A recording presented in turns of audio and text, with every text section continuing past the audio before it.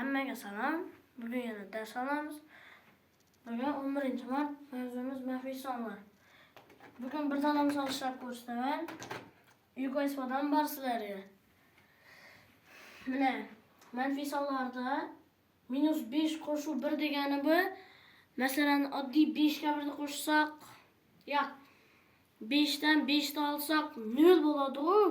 Lekin shu 5 dan 6 ni bo'lmaydi deydi kichkina hisoblar. Lekin olib bo'ladi. Nima desa, o'rda 5 dan 6 ni olsa manfiy son chiqadi. U manfiy son -1 bo'ladi. Bu yerda -5 qo'shuv 1 degan. -5 qo'shuv 1 deganda bu yerda -4 degan javob chiqadi. -6 qo'shuv 6 0 degan javob chiqadi. -8 qo'shuv 14 bu son kattami?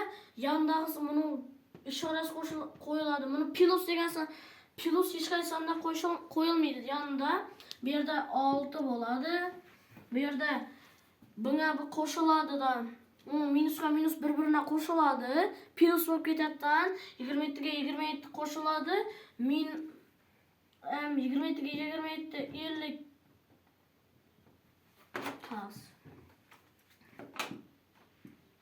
54 bo'ladi.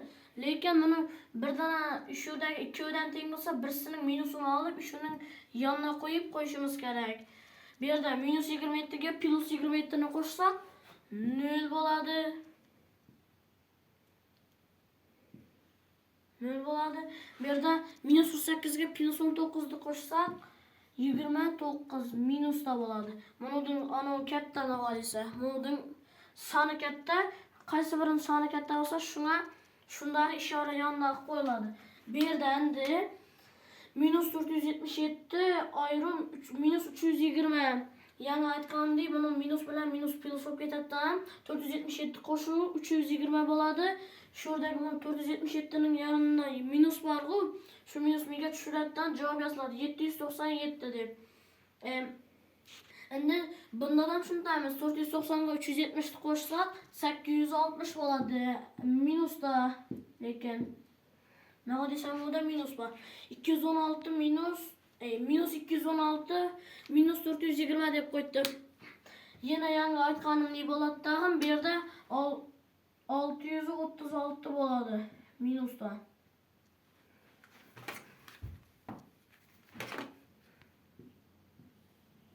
-636.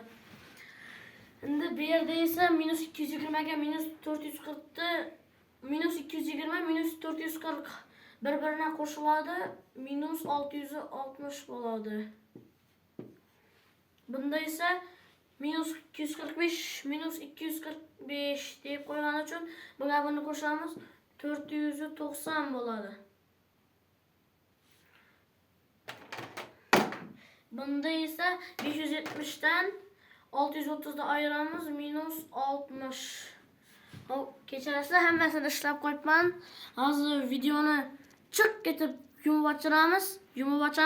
Shu bilan uyga esa shurda turgan bo'ladi. Again hello. Uyga esa mana hammaga xayr.